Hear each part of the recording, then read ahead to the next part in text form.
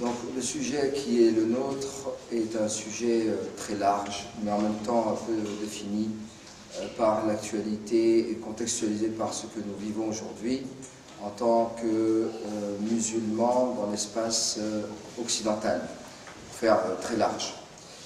Ce que je vais dire, je vais commencer par l'implication du musulman et que doit faire un musulman selon le texte, les sources scripturaires de l'islam, que sont le Coran et la Sunna, dans ce qui est le lien avec l'autre, l'altérité en islam. Et le devoir qui incombe à chaque musulman selon les sources scripturaires toujours. Alors tout d'abord, historiquement, c'est pas nouveau, on a un complexe je dirais, qui a un peu dérangé les débats déjà très houleux depuis l'Antiquité, depuis la philosophie grecque, et jusqu'à aujourd'hui en passant par toutes les civilisations humaines. Il s'agit bien entendu de cette confrontation, ce débat entre les gens de la foi exclusive, mais avant eux les gens de la raison, les rationalistes. Alors qui dit raison, bien sûr on commence par la philosophie, la raison, et plus tard quand les religions sont apparues, les gens de la foi, de la croyance. Et donc cette question qui s'est posée longuement, qui a fait couler beaucoup de sang et beaucoup d'encre, un peu comme les questions de théologie dogmatique plus tard, c'est un peu pareil. Les questions juridiques ont posé moins de problèmes, puisqu'il y avait le pouvoir politique et l'Empire qui a pu gérer ça, mais il y a toujours eu ces problèmes avec et la foi d'un côté et le rationnel de l'autre côté, comme il y a eu ce problème lorsqu'il y a eu les schismes en islam, les divisions après l'avènement de l'islam concernant le tawhid, ce qu'on appelle les guerres encore aujourd'hui au sein même d'une communauté religieuse. Les musulmans ne sont pas tous les mêmes, il y a des islams, on parle aujourd'hui comme en France, il y a plusieurs islams, ce qui est une aberration historique. Il y a un seul islam, comme il y a une seule religion, comme il y a un seul Dieu pour toutes les religions monothéistes. Mais je veux vraiment commencer par cette introduction qui sera plutôt, qui sont des définitions, des préliminaires pour pouvoir aborder le sujet in fine très rapidement, j'espère aussi je dirais, rapidement que clairement. Bien. Alors première chose, foi, raison, ça ne s'oppose pas. On peut débattre des heures, chacun y va de son analyse. Foi et raison ne peuvent pas s'opposer, même ils se sont opposés pendant très longtemps. Donc pour vous faire la version un peu schématique, très schématique, on a commencé par la philosophie, c'est la sagesse, c'est la raison, d'accord? Et puis la philosophie, la sagesse et la raison ont été tellement dominants et tellement... l'époque des Lumières, avant même le XVIIe siècle en France, mais les Lumières, c'est la raison, c'est penser, sans religion. D'accord? Méditer, avoir le rationnel comme une sorte de divinité. Sont apparues ensuite les religions, où il y a eu tout de suite des écarts. Dans les religions, il y a tout de suite des écarts. C'est-à-dire que la religion de Dieu, elle est on ne peut plus simple, depuis le judaïsme, comme le christianisme, comme l'islam, c'est très simple la religion. Alors, tous les prophètes le répètent. C'est d'une simplicité extrême. Libre à chaque croyant d'exercer sa spiritualité comme il l'entend. Il est libre à lui absolu. Mais ce sont les hommes, avec un H majuscule, dont une partie, la moitié sont des femmes, mais ce sont les hommes, aussi érudits qu'ils puissent être, aussi pieux qu'ils puissent être, qui ont interprété, qui ont commenté, parfois à tort, parfois à raison, mais qui ont fait des développements, des textes sacrés. Mais le problème, c'est ceux qui étaient autour d'eux, donc qui ont sacralisé, non pas les textes sacrés de Dieu, mais les interprétations qui ont été faites par des hommes. Donc vous avez interprétation sacralisée, elle sera aussi à elle-même interprétée, et puis les schismes et les divisions sont nés depuis la nuit des temps, ça fait très longtemps. Et donc le problème des religions, c'est ça, c'est qu'il y a une littérature religieuse qui est extrêmement importante aujourd'hui, que les gens ont adoptée, et qui a généré à travers les générations des us et coutumes, des traditions. Pendant des générations, la religion a été ventilée via les traditions, et ça a été ancré. Nombre de croyants aujourd'hui, toutes confessions confondues, vivent pleinement leur foi sur la base à 90% de tradition. Et ça ne fait que déranger, ça dérange davantage, ça nous complexifie notre situation, parce que au-delà même des schismes dogmatiques, hein, d'aucuns diront qu'ils sont plutôt mystiques, d'autres qui sont plutôt oui, ésotériques, d'autres exotériques, d'autres qui sont plutôt de prédication, de da'wat tablir, d'autres qui sont plutôt salafiyya, d'autres qui sont plutôt jihadiyya, il faut y aller, hein, d'autres qui sont non, moi je suis quelqu'un de neutre, ou d'autres qui sont frères musulmans. Oui, ce sont des étiquettes. Est-ce qu'on a le droit d'avoir une méthode de spiritualité? Mais bien sûr, chacun fait ce qu'il veut, ça n'enlève rien à la foi. Mais est-ce qu'on considère que c'est une étiquette, ou plutôt une valorisation de cet islam, d'une religion? Non, ça c'est rejeté. Malheureusement, la plupart des musulmans vivent avec ces étiquettes. À tel enseigne quand on arrive des fois à des aberrations, je ne sais pas moi-même, pour des mariages, pour des ventes de véhicules, ou Salafi cherche Salafiyya, ou Salafiyya cherche Salafi, ou Tabliri cherche Tabliriya, ou je vends une maison à... Ce sont des vérités aujourd'hui. Au sein même d'une communauté qui est religieuse, qui est censée être unie, soudée avec, non pas juste entre musulmans, mais avec toute l'humanité, avec tous les autres croyants, a fortiori, et même avec les non-croyants, avoir un rapport qui est un rapport de fraternité, de respect, etc. Il n'en est rien. Donc, le devoir qui incombe à chaque musulman et chaque musulmane, au-delà même de l'islam, moi je dis à chaque croyant, à chaque croyante, parce que c'est exactement le même discours que nous retrouvons dans toutes les révélations antérieures à l'islam, et je ne rappellerai jamais assez que les révélations que nous avons dans le Coran sont très très souvent des références extra-bibliques, c'est-à-dire que l'on retrouve exactement dans les psaumes de David, dans la Torah, le Pentateuque de Moïse, dans l'évangile de Jésus. Ce sont les mêmes injonctions qu'on retrouve. D'ailleurs, c'est écrit au début du verset, et je te révèle, ô Mohammed, comme j'ai révélé à ton frère Jésus, ou à ton frère Moïse, ou dans les feuillets d'Abraham. Donc c'est écrit, noir sur blanc. Et c'est une copie du Mus'haf aujourd'hui, qui rappelle ô combien la source est la même, et que ces religions sont des religions qui appellent à adorer le même et unique Dieu. Alors, la question que j'ai évoquée au début, la question de foi et rationalisme, c'est un peu notre histoire. Donc je parlais des Grecs jusqu'à aujourd'hui, c'est très long, hein, mais en passant par les civilisations, c'est-à-dire la question du rationalisme. Au départ, donc, les philosophes, c'est comme ça qu'on peut dire, il y a 3 catégories de gens, ça c'est un peu Averroès, hein, en Andalousie, à Cordoue, c'est révélateur en fait, c'est pas nouveau en fait ce qu'on vit. La question d'Averroès, vous connaissez Averroès, bien sûr, Ibn Rushd, qui est un médecin, théologien, un philosophe, un juriste, andalou dans l'Espagne, la péninsule ibérique, l'Espagne musulmane. Et cet Averroès, lui, parle justement, lui, c'est vraiment l'exemple vivant de la religion, c'est un théologien, un philosophe en même temps, et puis il comprend aisément que la philosophie ne s'inscrit absolument pas en foi avec la foi. Au contraire, elle la consolide. Au contraire, c'est quelque chose de fusionnel. Et donc il y a une dimension, un prisme, des différents aspects que la philosophie et le rationalisme, le rationalisme c'est la même chose, mais la foi, l'aspect théologie, foi et philosophie et rationalisme sont les mêmes. Il n'y a aucune contradiction. Alors l'histoire avec Averroès, elle est intéressante parce que c'est une réponse en fait à un autre cas avant lui, c'est bien sûr Al-Ghazali. Al-Ghazali, l'imam Al-Ghazali, bon il y a plusieurs Ghazali dans l'histoire de la civilisation musulmane, mais le Ghazali, le premier, le grand du nom, celui du XIe siècle, hein, du XIe siècle et du XIIe, qui est mort en l'an 505 de l'Hégire, c'est-à-dire en l'an 1111 de l'ère chrétienne. L'imam Abu Hamid Al-Ghazali, Muhammad ibn Muhammad Al-Ghazali, ce grand théologien, qui est devenu à la fin de sa vie mystique, qui est devenu vraiment l'exemple même du soufisme.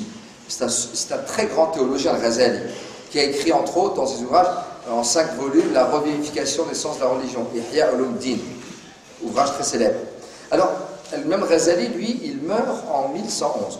Lui, c'est, pour faire sa vie en 2 mots, c'est le grand spécialiste, le grand théologien, le grand faqih, le grand juriste, qui ensuite aborde, étudie la philosophie grecque. Donc le traité grec, vous savez qu'ils ont été à cette période où c'est l'Empire ottoman qui sévit dans le monde, hein, dans un Méditerranée, ils sont traduits en arabe. Et donc cette civilisation, cette philosophie grecque est accessible aux arabophones. Et ce grand théologien Ghazali au Moyen-Orient étudie, approfondit même sa connaissance de la philosophie grecque. Et il constate, parce que c'était pêle-mêle en fait, hein, que la philosophie c'est dangereux, parce que c'était pas du tout organisé, et puis la philosophie, c'est pas possible, on peut être philosophe et croyant, c'est quelque chose de dangereux. On n'avait pas encore Nietzsche hein, et la mort de Dieu, c'est bien plus tard. Hein. Mais j'en passe, hein, mais c'est surtout le Razali qui est un peu choqué par l'impact que peut avoir la philosophie pour un croyant. Donc lui, il écrit un ouvrage qui s'intitule Tahafutul Falasifati, c'est-à-dire l'égarement ou la banqueroute des philosophes. Donc l'égarement des philosophes, Tahafut al-Falasifa. Un ouvrage où il fait bien sûr une analyse, une critique. La philosophie c'est dangereux, grosso modo. Il meurt en 1111, bon, je vous dis, le Razali au Moyen-Orient. 15 ans après la mort de Razali, 15 ans après la mort de Razali, un bébé va naître en Espagne à Cordoue, c'est Averroès, Ibn Rushd. Il naît 15 ans après la mort de Razali. Et ce Ibn Rushd Averroès, très célèbre en Espagne, à Cordoue, va grandir, avoir une formation exemplaire, il sera médecin, il sera philosophe, il sera juriste, il sera un qadi, c'est-à-dire garde des sceaux, on dirait aujourd'hui, ou même président de la Cour de cassation, c'est un peu ce rôle-là. C'est un très haut magistrat dans l'Empire musulman, en Espagne, andalou. Et Averroès, c'est l'étude, c'est l'exemple même. Hein. Si vous avez vu un film, c'est le film Le Destin, Youssef Chahine, un film qui reprend un peu la vie d'Averroès, où des parties sont intéressantes à voir. Ben, quand vous avez Averroès, qui naît 15 ans après la mort de Razali, qui étudie en long en large à travers la même philosophie, qui depuis le temps, la philosophie, là il y a eu la classification, il y a eu l'analyse, il y a eu l'étude, il a filtré, puis il a vu les différentes thèses des philosophes. Et lui étant grand juriste, c'est là où il répond hein, post-mortem à Al-Ghazali, mort, en écrivant un autre ouvrage qui s'intitulera Tahafutut Tahafuti, de la réfutation de la réfutation. Pour répondre à qui? À Al-Ghazali, qui lui a dit que les philosophes, la philosophie c'était pas bon, le rationalisme c'était quelque chose de dangereux. Non, Averroès le dit, le confirme, persiste et signe. Non, la philosophie, quand elle est bien comprise, le rationalisme ne peut s'inscrire en faux avec ce qu'on appelle la foi et la croyance. C'est faux. Et là, c'est à voir. On est au XIIe siècle, hein, vous imaginez. Mais ensuite, on fait un bond à travers les siècles, on arrive au siècle des Lumières en France, au XVIIe siècle. Et au XVIIe siècle en France, avec les philosophes, surtout, alors je passe pas encore Hegel et Kant, bien sûr, avant, mais nous avons, avant cela, Montesquieu et d'autres hein, qui parlent de l'esprit des lois, mais au-delà même de ça, je parle de la philosophie en général des Lumières. La philosophie en général des Lumières arrive en Occident avec quoi? Ben, les religieux, les croyants, catholiques, chrétiens majoritairement, mais pas seulement, mais tous les croyants d'Europe vont être l'opposition des philosophes qui arrivent. Ouais. Donc le siècle des Lumières, la intelligentsia occidentale, européenne, considère que les religieux, c'est des gens arriérés, ils sont bornés, ils font n'importe quoi, ils font n'importe quoi, la terre n'est pas ronde, elle ne tourne pas, etc., etc. Donc pour eux, ils ne pensent pas, ils ne réfléchissent pas, ils n'ont ni sagesse ni rationnel. Il n'y a pas de rationalisme dans leur religion. Ce qui est, encore une fois, vous vous rendez compte, hein, les leaders religieux, les chefs religieux, ceux qui ont dirigé les différentes religions de l'époque, qui sont un peu les mêmes aujourd'hui, bah, c'est ça, c'était poussiéreux. Il n'y avait absolument aucun exercice spirituel. La recherche de l'autre, l'amour de l'autre. La religion était bornée. Et les gens religieux étaient vraiment bornés majoritairement, mais pas tous. Donc le croyant, il se rendait dans son temple, il priait, il n'y avait absolument aucune application ni d'évangile, ni de la Torah, ni de Pentateuque, si ce n'est quelques régions du monde. Mais c'est ça qui a fait dire aux philosophes que bon, le religieux, c'est quelqu'un qui n'a rien compris. Et on va continuer ainsi jusqu'à quand? Donc, vous savez, la laïcité, elle est née sur la laïcité qui a un champ sémantique en gruyère avec plein de trous. Il y a des vidées juridiques et sémantiques quand on voit la définition de la laïcité. Chacun la définit comme il veut, et donc beaucoup vont la définir, surtout aujourd'hui, plus que jamais, comme étant l'anti-religieux. Donc celui qui est laïque, il est anti-religieux. Dans le même esprit, en fait, on revient à la même logique. Le laïque, dès que quelqu'un brandit la laïcité, c'est pour dire anti-religieux, globalement, voire anti-musulman directement, hein, mais bien caché. Mais la laïcité, c'est un peu la continuité de tout cela. La laïcité, on voit 1905, la date que vous connaissez tous, c'est la séparation de l'Église et de l'État. Ça veut dire ce que ça veut dire. Hein. Ouais, si je vous parle de rationalisme, de religieux, de la foi, etc. 1905, c'est la séparation en France, une loi très célèbre, de l'Église et de l'État. Laissons l'État, quelque part, hein, je m'amuse un peu avec ça, mais c'est vraiment... Laissons l'État être rationnel et puis gérer la cité avec un C majuscule de la même manière, loin de l'Église, du religieux, qui lui, c'est la sphère personnelle, spirituelle, elle n'a pas à influencer. Là, cette séparation de l'Église et de l'État, c'est pas une séparation. Celui qui est citoyen, qui est patriote, qui est engagé, qui est politique ou politicien, je suis désolé, il peut très bien être religieux en même temps. Ouais, mais cette loi va marquer un tournant, tu sais, dans l'approche que peut avoir un citoyen avec sa spiritualité. Dans l'espace public, dans le rapport avec l'autre, ouais, c'est un rapport de citoyen à son concitoyen. Et que le religieux n'a plus droit de séjour. Progressivement, ça se fait. Mais vous avez un exemple, 40 ans après, en 1945, c'est la fin de la Deuxième Guerre mondiale, certes, mais vous avez un exemple qui est très beau, c'est l'abbé Pierre, hein, le regretté abbé Pierre, hein, que Dieu ait son âme. L'abbé Pierre, cet homme engagé, vous le connaissez tous.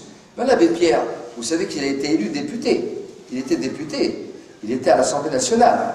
Hein, et puis l'abbé Pierre en 1945, il se présente comme beaucoup de ses confrères, ils sont à la représentation nationale, ici, pas les Bourbons. Et puis il rentre, il vient avec sa soutane, il est en soutane à l'Assemblée nationale. Ça ne choque personne. On est 40 ans après la loi de 1905. Ouais, le communiste venait avec son bleu de travail, l'autre venait avec son... Il y avait absolument... Il y avait 40 ans après cette loi, les gens n'étaient pas encore impactés. Ouais. Vous vous rendez compte? Alors qu'aujourd'hui, aller avec une djellaba, ou avec une soutane, ou avec, je dirais, un signe distinctif, un style de la religion, mais ça va être déferlante, le tsunami médiatique. Vous voyez? Cette hypersensibilité que nous vivons aujourd'hui, elle n'est due qu'à ça. Elle n'est due à quoi? Elle est due aux religieux, c'est-à-dire aux croyants, qui vivent leur foi pleinement, tranquillement, sereinement, aux religieux, qui ont malheureusement pas assez travaillé sur ce plan, ils n'ont pas été assez communicants et ils n'ont pas fait cette démarche de présenter eux-mêmes leur foi et leur religion.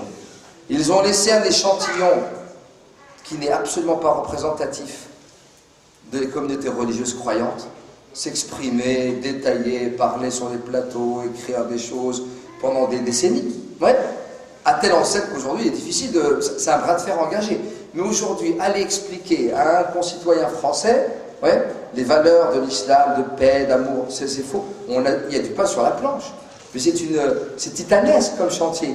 Pourquoi? Parce que le mal est déjà fait, mais c'est pas irrécupérable, c'est pas irréversible. Mais il faut du boulot. Parce que de part et d'autre, maintenant, nous sommes dans cette situation, qui est la suivante. Et ça, c'est factuel. La situation de la communauté musulmane.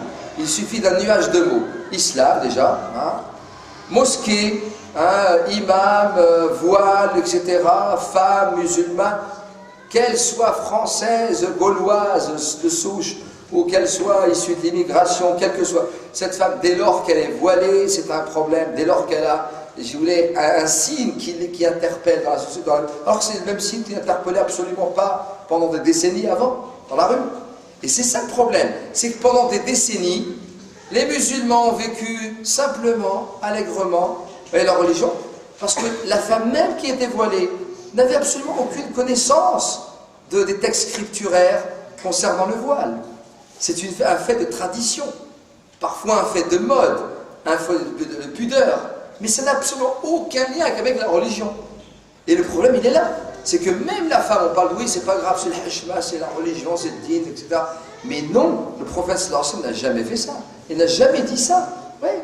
La femme, elle doit être convaincue de ce qu'elle fait ou de ce qu'elle ne fait pas. L'homme, c'est pareil. L'homme, quand il s'agit juste de l'apparence, de l'accoutrement, du vêtement, c'est pire encore. Ouais, parfois, quand on voit dans l'impact, ce sont des questions, vous savez, des questions sociétales. Mais les dégâts collatéraux, nous les vivons tous les jours. Tous les jours. Et c'est ça qu'il faut savoir. Ça n'a rien à voir avec, je dirais, le deuxième volet en face, parce que ce n'est pas une position, nous sommes concitoyens. Avec les autres qui ne sont pas musulmans, voire ils sont musulmans, mais pas avec la même étiquette. Et puis tout le reste en face, c'est qui l'opposé? C'est qui la partie adverse? Eh bien, c'est qui? Ce sont ces gens qui ne cessent d'amplifier tout ce qui se passe autour des questions sociétales relatives à l'islam. Je n'épargnerai absolument pas les premiers coupables que sont les journalistes, pas tous, mais une bonne partie.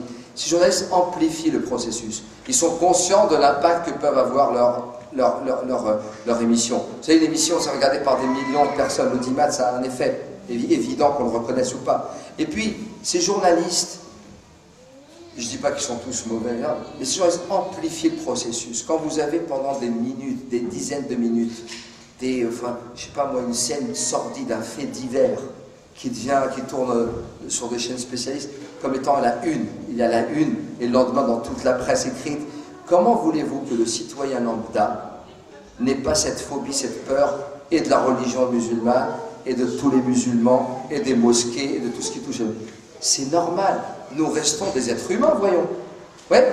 Mais le problème, c'est quand on a quelqu'un qui fait partie de la communauté musulmane, qui va venir dans une déclaration, dans un micro-trottoir, allègrement acquiescer ce que pensent les autres. Ouais. Et le pire, il est là. Après, vous voyez, on ne va pas non plus accuser le journaliste de choisir, ils choisissent que les gens qui ne savent pas s'exprimer ou qui disent n'importe quoi. Non, parfois c'est comme ça. Il y a des gens, malheureusement, de la communauté. C'est comme un peu le très beau hadith du prophète, sallallahu alayhi wa sallam, authentique, qui dit, on peut l'élargir, mais c'est vraiment le sens, c'est déjà une belle allégorie. Nous sommes tous, imaginez-vous que tout le peuple est sur un bateau. On est tous sur le même bateau, en fait, qu'on le veuille ou pas. On est tous sur le même bateau, et puis on tire au sort. Il y a des gens qui sont sur le quai, là-haut sur le pont du bateau, et d'autres qui sont dans la cale. Voilà, c'est comme ça. Et puis ceux qui sont dans la cale, quand ils ont besoin d'eau, doivent impérativement passer par ceux qui sont sur le pont pour récupérer de l'eau. Et un jour, il y a un fêlé parmi les gens qui sont dans la cale, qui dit: pourquoi on dérange les gens qui sont sur la cale tout le temps? Allez, on va percer la cale et on aura de l'eau. Oui. Donc le prophète dit, si ceux qui sont sur la cale les voient, les entendent, mais ne font rien, n'agissent pas, forcément ils périront tous. Ouais. Mais s'ils interviennent, et c'est là l'interventionnisme, s'ils interviennent, s'ils ont un droit de réponse quand même, s'ils s'expriment, s'ils font des démentis, alors là tout le monde sera sauvé. Ouais. Et bien, fin du hadith, fin de la tradition prophétique, c'est pour rappeler que nous avons un devoir d'action, et nous avons un droit de réponse, mais qui n'est absolument jamais saisi. Ça, nous voyons, un reportage, on n'est pas content, on saisit. Il y a tout un protocole. Mais je suis désolé, il y a des gens qui connaissent les protocoles. Il faut se renseigner. Pas besoin de payer un avocat pour savoir comment ça fonctionne. Mais il y a un reportage qui vous concerne.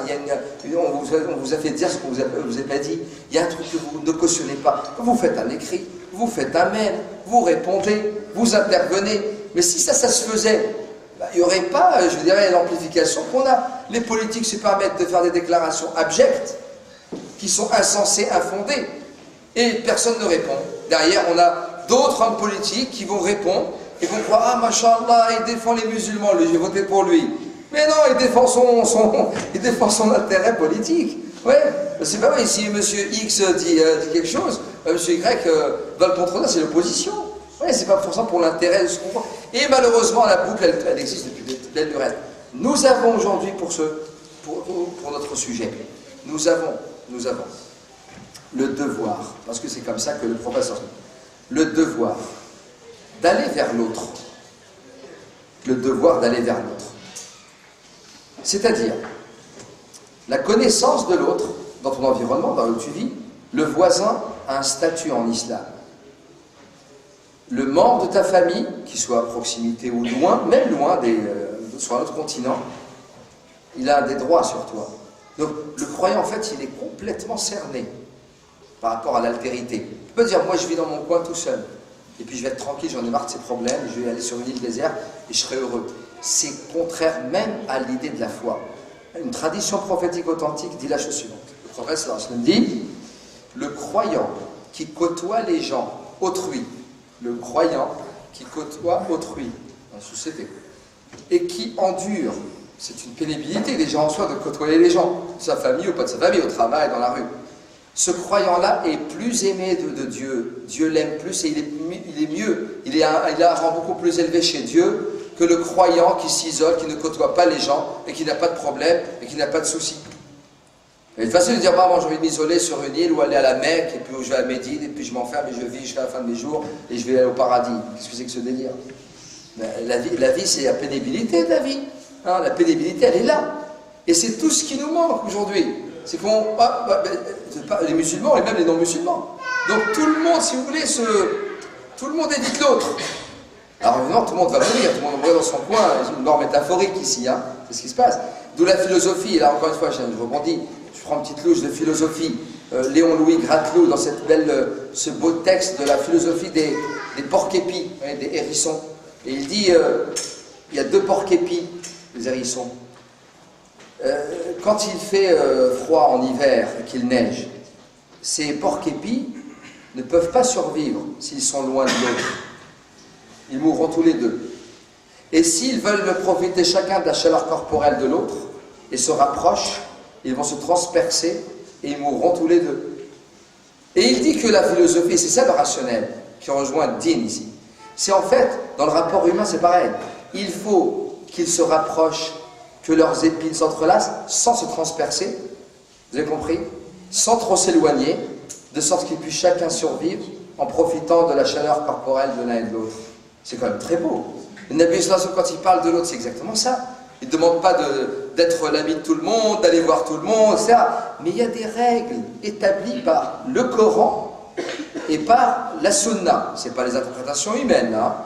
Si on devait être salafi, entre guillemets, revenir aux sources des 3 premières générations, le salafisme veut dire revenir à ce qui précède. En arabe, salafa yaslifu veut dire revenir à ce qui précède. C'est l'antonyme de khalafa yakhlifu, qui donne le calife. C'est succéder. Hein, c'est antérieur et postérieur. D'accord? Donc, salaf, c'est revenir à l'époque où l'islam était naissant, où était à son apogée, à la mort du prophète. C'est ça le salafisme, officiellement. Mais si on devait être véritablement salafiste dans le terme, hein, terminologiquement, et non pas au mouvement par rapport au terme, ben c'est quoi? Ben revenez au texte. Le texte coranique est limpide. Les hadiths authentiques sont limpides, sont clairs. C'est de l'eau de roche. Il n'y a même pas besoin d'interpréter ou de commenter. Et c'est ça qui est le drame, il est là. Quand Dieu dit il ne dit pas vous les croyants. Il dit cramponnez-vous tous, il parle à tout le monde, tous les croyants, ceux qui croient, et cramponnez-vous tous à la corde de Dieu, ne vous dispersez jamais. Est-ce qu'il s'adresse aux musulmans? Il s'adresse à toutes ces créatures. Pourquoi les musulmans seraient des croyants, des super croyants? Oui, mais les musulmans, c'est ceux qui ont continué sur le chemin. C'est tous les croyants qui ont cru en Dieu et qui continuent à croire en Dieu. Vous voyez ce que je veux dire? Parce que l'aberration, elle est absolument là. Ceux qui ont été croyants et juifs et qui sont morts avant l'avènement de l'islam, il y a des gens, les aberrations, ah ben, ils iront tous en enfer, parce qu'ils ne sont pas musulmans. Et Dieu dit la religion c'est l'islam. Oui, et les chrétiens, oh mais non, c'est pas possible, les chrétiens, les chrétiens, la croix, Jésus, ils vont en enfer. Qu'est-ce que c'est que ce délire? Les croyants en Dieu, les apôtres, avant l'avènement de l'islam. Comment ça? On ne peut pas, vous rendez compte des aberrations historiques élémentaires. Mais il y a des gens qui vivent comme ça, avec ce mal. Et c'est un mal-être en fait, même sur le plan spirituel. Celui de se considérer, la sœur qui a parlé juste avant, je salue ses propos, c'est écouter, ne pas écouter un discours, c'est ça. Il faut une modestie, il faut une humilité. Ouais, cette humilité, elle est nécessaire, même pour la... Sinon, il n'y a pas d'exercice, il n'y a pas de tremplin. Il n'y a pas ce tremplin. Spirituellement, on ne pourra jamais s'envoler si on n'est pas humble. Et être humble, c'est accepter qu'on est en fait une créature, pas un créateur. De quel droit un tel peut se permettre de juger un tel et dire que l'autre est ça? C'est indécent. Et cette indécence, nous la vivons au jour le jour. Tout le monde le sait. Vous voyez, les schismes et divisions de la communauté, c'est dû à une absence totale. Hein. C'est une carence parfois même d'humilité. Ouais. Donc, comment résoudre ce problème? Je disais revenir aux sources. Et les sources auxquelles nous devons revenir, il n'y en a que 2, tout le monde les connaît, c'est le hadith authentique du prophète sallallahu alayhi wa sallam. Il dit à sa mort, je vous ai laissé après moi 2 éléments, 2 choses, 2 éléments, 2 textes, 2 sources. Si vous vous y cramponnez fermement, jamais vous connaîtrez égarement. Le livre de Dieu et ma tradition, ma sunna. La sunna du prophète, c'est un commentaire. Ce qu'il dit, ce qu'il fait, ce qu'il approuve, ce qu'il désapprouve. Des textes, c'est un prolongement, si vous voulez, une analyse du texte coranique qu'il a reçu. On ne peut jamais, on ne pourra jamais dire « Ah mais j'ai cherché, j'ai pas trouvé ». C'est pas vrai. Toute la spiritualité réside dans ça. Je ne trouve pas de réponse. Bah, c'est l'exercice spirituel, la méditation, c'est ça. Ouais. Parfois on est rationnel, parfois on croit en l'invisible. Vous vous rendez compte? Un croyant, c'est un fou quelque part, pour un rationaliste pur. Il croit en l'invisible. Ouais. Et c'est ça la foi. La foi, c'est de croire en l'invisible, tout croyant. Et il est intimement convaincu de ce qu'il ne pourra jamais prouver matériellement. Si ça, c'est pas une ambivalence, si vous voulez, ou si c'est pas quelque chose de... Oui, c'est vrai que le rationaliste pur, il se tire les cheveux. Mais c'est là où il faut trouver l'équilibre entre tout ça. C'est là où on voit l'âge d'or de la civilisation, de toutes les civilisations.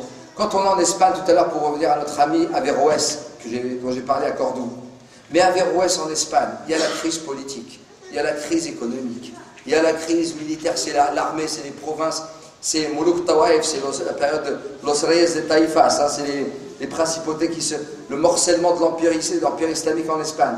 Chaque principauté devient un petit royaume avec un roitelet.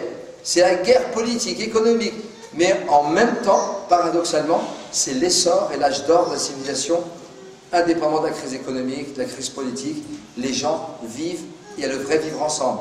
Vous connaissez Maïmonide, juif en Espagne, qui a fait le Talmud. Le Talmud, c'est un peu tefsir, on dirait, c'est comme Franto, mais c'est un mufassir, un exégète, commentateur du Talmud, de la Torah. Et comme Averroès, c'est de l'autre.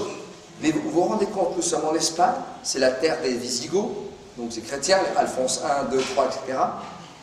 C'est des luttes intestines qui existent. Mais il ne faut pas croire beaucoup de gens ont des informations complètement erronées. Le chrétien en Espagne, il ne chassait pas le musulman, forcément, la preuve, il y avait des roitelets musulmans qui étaient alliés, il y avait un pacte d'alliance avec des chrétiens et avec des juifs. C'était tout sauf religieux. Vous avez compris? C'était de la politique, politicienne. C'était de la conquête de terrain sur le plan, il y avait l'économie. Il y avait certains roitelets qui étaient des fanatiques, de tous bords. Mais la majorité des principautés, en Espagne, au XIe et XIIe et XIIIe siècle, c'est absolument pas le cas. C'est des intérêts qui sont tous sauf religieux. Vous aviez dans le même bastion Averroès, Maïmonide, donc les grands imams, les grands penseurs, les théologiens, les philosophes, qui étaient juifs, chrétiens, musulmans. Il y avait des clubs littéraires, religieux, ils vivaient ensemble. Comme ça, ils louaient des salles en Espagne et ils vivaient ensemble, chrétiens et musulmans. Et ils faisaient des soirées littéraires, des soirées religieuses, où ils apprenaient à se connaître. Et ça, c'est en Espagne au XIIe siècle. Et ça, c'est pas moi qui dis, les poètes le disent, les historiens le disent. Ce sont des faits avérés. Quand on parle aujourd'hui de vivre ensemble, tous les maires de France et de Navarre, oui, vivre ensemble, on aime le vivre ensemble, les rencontres interreligieuses, le vivre ensemble. Mais vivre ensemble, c'est quoi vivre ensemble? Ouais, c'est pas pour une poignée de religieux, toutes religions confondues, qui se croisent comme maintenant, ou pas avoir d'autres, des religieux qui sont tous gentils, équilibrés, posés, et ils sont tous d'accord sur tout. Ils aiment le bien, ils condamnent le mal, mais c'est pas eux qu'il faut dire, il faut parler. C'est les autres, ceux qui sont absents, qui sont concernés. Et le drame, le problème de communication, il est là. On a des discours en long, en large, à travers, qui ne sont pas adressés aux bonnes personnes. C'est pareil pour la presse, et ça, ils en profitent, bien sûr, pleinement. Aujourd'hui, si vous voulez, si le cours commence à 10 h, ceux qui arrivent à 10 h, je ne vais pas leur faire un speech d'un quart d'heure en leur disant « c'est inadmissible qu'il y ait encore des gens qui sont en retard ». Et je fais un speech sur les retardataires qui ne sont pas encore là. Ouais, le discours sur le retard, c'est les retardataires qui doivent l'entendre. C'est pareil pour les questions de religion aujourd'hui, et les problèmes d'altérité, nous l'avons ici. On a des rencontres, on a des discussions, on a des échanges, mais les gens concernés ne sont jamais là. Ils ne sont pas invités, on ne les invite pas, ou bien ils ne viennent pas, ou ils ne se sentent pas du tout concernés, c'est vers eux qu'il faut aller. Donc, le devoir du musulman, je vais terminer par ça, avant de laisser peut-être l'échange, la discussion, c'est que le devoir nous incombe d'aller vers l'autre. Le devoir nous incombe de ne pas se renfermer sur soi. Le devoir aussi nous incombe de quoi? De condamner le mal et d'ordonner le bien sous toutes ses formes. C'est-à-dire que le mal doit être combattu.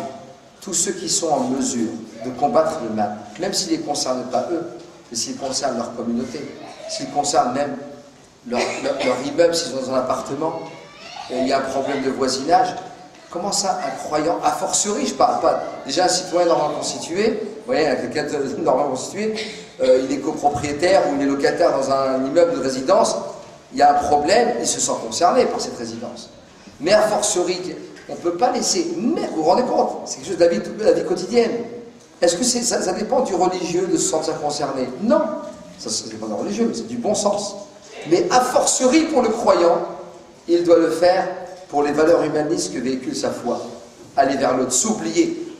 Dans tous les livres sacrés et dans toutes les références religieuses de toutes les religions monothéistes, vous avez toujours ces moments où les anciens, où les prophètes s'effacent au profit de quelqu'un. Parfois, quand on y a avec le recul, quelqu'un qui a commis tous les péchés du monde, qui ne mérite même pas respect. Vous avez le prophète qui s'efface et qui est au service, qui aide, qui prie pour quelqu'un qui ne mérite aucun respect en fait. Et pour nous rappeler à quel point, comme le prophète Abraham, Ibrahim, que tout le monde revendique, bien sûr, les trois religions monothéistes, mais Ibrahim, le père d'Isaac, le père d'Ismaïl, Ibrahim, qui va même prier pour des gens qui sont je dirais, les pires criminels, même pour Sodome et Gomorrhe, il va faire des doigts pour eux. Ouais, son fils Isaac, Ismaïl, c'est différent. La justesse, même dans...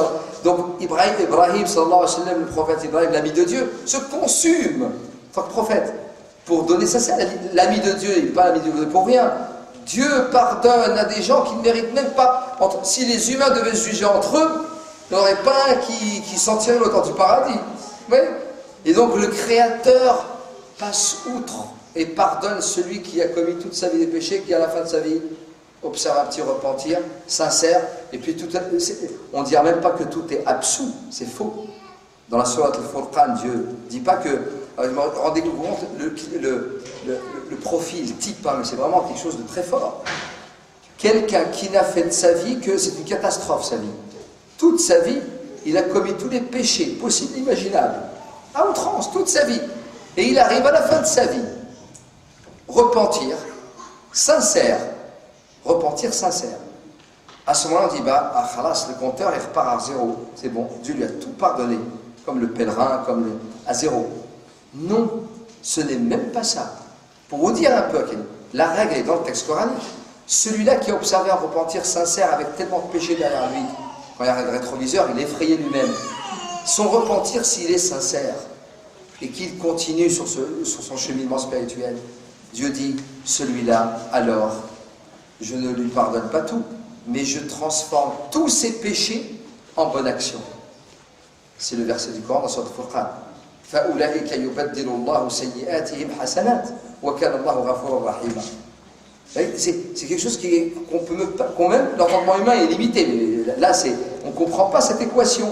C'est l'équation de justement, le pardon, d'aller autrui. Cette rancune qui est humaine, hein, cette rancune. Tout être humain, prophète ou pas, il a eu ce sentiment, cette rancune. Mais ça, c'est par rapport à l'autre, c'est de gérer. Les gens qui sont impulsifs, qui sont réactifs, hyper réactifs, pour des problèmes futiles, des questions, pour des futilités dans leur vie de tous les jours, dans leur rapport avec leurs collègues, des professionnels, dans la rue, dans la sphère publique, ils démarrent au quart de tour, et leur réaction, elle est complètement démesurée. Que ce soit des musulmans ou pas des non-musulmans, peu importe. Je dirais, ce manque de mesure dans la réaction amplifie, ce que j'ai dit tout à l'heure, l'amplification de notre camp, ouais, et dramatise notre triste sort. Parce que déjà, on est déjà mal lotis hein, avec tout ce que les divisions qui sont celles de la communauté musulmane, qui sont, je vous le dis, infondées. Hein, je vous le dis très sincèrement, on n'a pas besoin d'étiquettes. Celui qui en a, il peut très bien l'avoir. Il peut en avoir 2 ou 3 ou 4. Il n'y a aucune contre-indication. Il peut être mystique le matin, salafi le soir, tabléri le week-end. Il fait ce qu'il veut de sa vie. Ça, c'est en aucun cas, c'est une approche. C'est une manière d'avoir un exercice cultuel, d'avoir un exercice spirituel, mais en rien ça doit s'inscrire en faux avec la foi de l'islam. On ne peut pas dire, ah lui il est salafi, elle est salafia, oh lui il est tabléri, lui c'est un frère musulman, lui c'est comme ça que les musulmans vivent 24 heures sur 24. On va dans une mosquée, ah c'est une mosquée UOIF, ah c'est une mosquée de tablir, ah ça c'est une mosquée des mystiques de Paris. Ouais. Ça c'est les gens, qu'est-ce que c'est que ça? C'est une réalité, les gens qui peuvent, c'est comme ça que c'est étiqueté, c'est comme ça que les gens le conçoivent. Mais si ça perturbe un croyant, il faut que vous le sachiez, vous avez le devoir, c'est une obligation qui incombe à tout croyant. Jamais vous ne trouverez ces occurrences, ni dans les traditions du prophète, ni dans les versets coraniques. La religion, c'est pas ce que les politiciens, ce que les organisateurs du culte a posteriori en ont fait. Pointe à la ligne. Donc forcément, il ne faut surtout pas donner de l'importance à ces subdivisions qui ne sont pas mauvaises. Je ne dis pas que c'est mauvais. Chacun, parce qu'il y en a qui ont besoin de méthodologie, de méthode. Ouais, c'est une approche. Mais en aucun cas, ça doit prendre le dessus, ça doit prendre sur ce qui doit lier les gens, les musulmans entre eux, et ensuite ce qui doit permettre d'aller vers l'autre, musulman ou pas, et ce lien vers l'autre, il est freiné, il est complètement freiné, même parfois inexistant, à cause de ces étiquettes, vous savez bien. Il ne faut pas parler aux kuffar. C'est quoi ça? Vous vous rendez compte? Il ne faut pas s'approcher de... Non, Allah Ta'ala dit, il dit quoi? Voilà le verset. Le prophète a dit en plus, oui, voilà le hadith. C'est clair, hein? Quand on le lit, on comprend. Mais savez-vous qu'il existe des sciences du hadith, des sciences du Coran, et que ce hadith, il concernait, c'est une anecdote, c'est anecdotique, il désignait une situation, il traitait un problème donné, à un moment donné, il y avait une situation, il faut lire en amont ce qu'il y avait, et après, comment le prophète a terminé cette affaire à Médine. Il y a plein de hadiths du prophète qui sont complètement hors contexte, et qui sont devenus des règles religieuses, alors que ce ne sont pas des règles religieuses. N'importe quel étudiant en sciences du hadith, un débutant, c'est les premières règles qu'on étudie. D'accord? Il faut comprendre que les hadiths, on ne prend pas comme ça la blague. Il y a des hadiths qui sont des hadiths dits universels. Le prophète les a dit, on les appelle des hadiths universels. Ahkam, où il y a des règles, on appelle ça des hadiths à caractère normatif. D'accord? Comme il existe des versets à caractère normatif. Il n'y a pas besoin de faire le boulot, il est déjà fait depuis le 3e siècle de l'Hégire. Donc c'est déjà fait. On a des ouvrages où voilà les traditions prophétiques à caractère normatif. Et voilà les versets à caractère normatif. Le Coran, c'est 6236 versets, c'est énorme. C'est 60 chapitres, 6236 versets. Sur ces 6236 versets, il n'y en a que 150 seulement. C'est même pas 4% qui sont à caractère normatif. Donc le reste, vous comprenez bien que le reste, c'est de la pure spiritualité, c'est de la méditation, c'est un peu ce qu'on retrouve dans l'esprit de la sagesse, de la philosophie.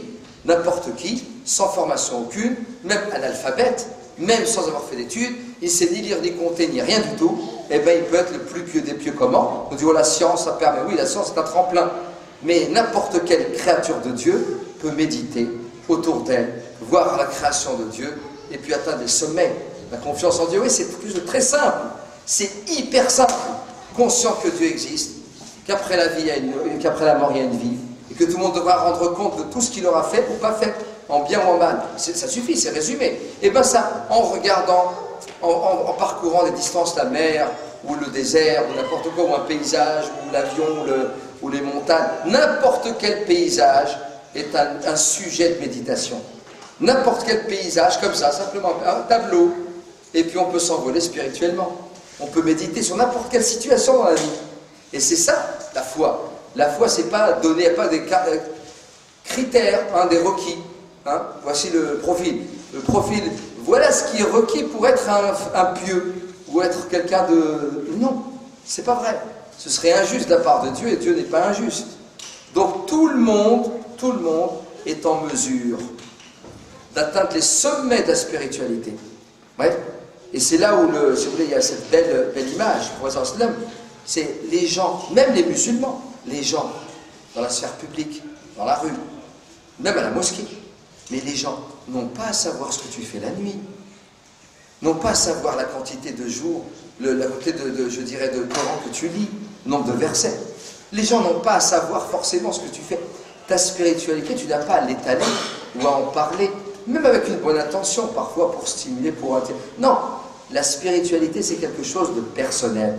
Et le prophète, sallallahu alayhi wa sallam, qui passait des nuits, pas tout le temps, il dormait parfois, mais quand il veillait la nuit, si ce n'était son épouse Aïcha, qui vit avec lui, ou même toi, qui nous rapporte, jamais le prophète, il n'y a aucun hadith, jamais il n'aurait dit « Oh mes compagnons, je suis fatigué ce matin, j'ai passé une nuit à prier. » Des choses de genre. Ou non, je ne peux pas aujourd'hui parce que je jeûne, fils sabilillah. Ça n'existe pas. Il n'y a aucune tradition prophétique où le prophète s'en met en avant un acte cultuel, une adoration, un exercice spirituel quelconque. Jamais. Est-ce que vous vous rendez compte? Les compagnons parfois l'ont fait, mais lui, jamais. Ce qui rappelle, si c'était ses épouses, et c'est ceux qui étaient à son service chez lui, Anas bin Malik et d'autres, mais les compagnons qui étaient au contact du prophète, et qui rapportaient, j'ai vu le prophète et le prophète a fait, etc., on ne saurait même pas ce qu'il faisait chez lui. Et ça, c'est très important. Le croyant, c'est pas la quantité de Coran qu'il lit, ou qu'il veut apprendre ou mémoriser. C'est pas ce qu'il croit être de la morale religieuse, de l'éthique, non. Le croyant du prophète sallallahu alayhi wa sallam, c'est quelqu'un qui, au contact des autres créatures de Dieu, oui, apporte une valeur ajoutée, tisse des liens. Le croyant, il est là, fait le mu'amalat. Et quand il dit, sallallahu alayhi wa sallam lui-même, innama bu'ithtu li utammima makarim al-akhlaq, j'ai été envoyé pour parachever la morale et l'éthique, les bons comportements. Les bons comportements, ils existaient avant lui, mais il est venu pour l'excellence. L'excellence. Donc, dans un rapport avec l'autre, de grâce, ne me dites pas qu'on se met en mode je me comporte avec un mécréant ou pas un mécréant. Quand c'est une âme humaine, c'est une âme humaine. Le prophète sallallahu alayhi wa sallam était à Médine, quand il y avait un cortège funèbre, il y a une dépouille d'un juif à Médine qui allait être enterré. Le prophète se lève et les compagnons, certains se lèvent pour ce passage de la dépouille. Certains compagnons sont restés. Ah non, c'est un juif, ô messager de Dieu. Déjà. Et que fait le prophète sallallahu alayhi wa sallam? Il tout de suite, immédiatement, n'est-ce pas une âme humaine, au-delà même du caractère, que ce soit un homme, une femme, un religieux ou pas religieux, c'est une âme humaine. Ça. Et donc là, vous avez le prisme de toutes les religions et le prisme de toutes les valeurs universelles. Et je termine par ça. Ces valeurs universelles morales, les valeurs universelles morales, c'est une pyramide. Il y a d'abord les valeurs humanistes. C'est-à-dire, si vous ne reconnaissez pas à l'autre son humanité, c'est pas la peine de continuer à parler. On arrête. Si vous ne reconnaissez pas dans n'importe quel autre, c'est un être humain comme vous. Il a une âme comme vous, vous en avez une. Il s'aime lui-même comme vous, vous aimez. Lui aussi, c'est une âme humaine, comme vous, qu'il soit petit ou grand, religieux ou pas. Ça, c'est la base, c'est l'humanité, reconnaître l'humanité de l'autre. Qu'il soit mauvais ou bon selon vous, ça reste une âme humaine qui est insufflée au même titre que la vôtre dans votre corps. Ensuite, il y a les valeurs qui sont les valeurs morales. Et là, dans les valeurs morales, forcément, on a déjà un peu de religion. Oui, valeurs morales. La morale est connue de tous. Et enfin, vous avez l'éthique. Et là, l'éthique, c'est un peu plus, c'est le sommet. Donc, dans ces valeurs éthiques, ça, ce sont les valeurs universelles. Les valeurs humanistes. Je suis désolé, la première case, la base de la pyramide, elle est déjà, elle est quasiment, elle est froissée. Elle est parfois très endommagée. Quand les gens entre eux ne reconnaissent même pas l'humanité, mais on est d'égal à égal. Vous vous rendez compte, n'importe quel conflit devant n'importe quelle juridiction, devant un juge, il y a deux personnes. Ce sont deux êtres humains, ça peut être le coupable, le criminel et la victime, ça reste deux âmes, deux êtres humains. Après, il y a des textes, il y a des lois où on juge. Il n'y en a pas un qui est sur une estrade parce que c'est une victime, l'autre qui est... Et c'est ça, la justice de Dieu. Qu'en est-il la justice de Dieu? Donc nous devons reconnaître d'abord l'humanité. Si cette première étape déjà est faite, vous verrez que même au-delà, sans morale et sans éthique déjà, on serait bien.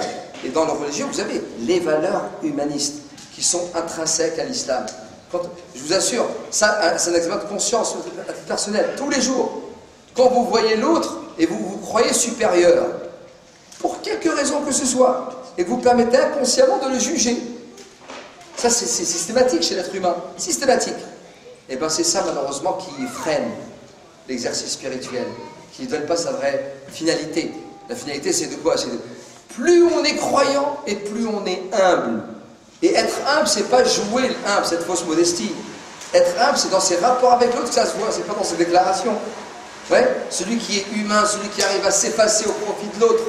Ouais, celui qui est altruiste à un point tel que même l'allégorie de la caverne de Platon dans le livre 7 et 10 de la République, elle est complètement dépassée. Vous voyez, celui qui arrive à s'oublier, lui il est sauvé, il sait de quoi il s'agit. Vous connaissez l'allégorie de la caverne de Platon, les gens qui sont enchaînés dans cette caverne et qui voient des ombres passer, parce qu'il y a un feu, il y a un mur, il y a des gens qui passent avec des objets, et puis les ombres des objets sur le mur, et des gens assis enchaînés qui voient les ombres.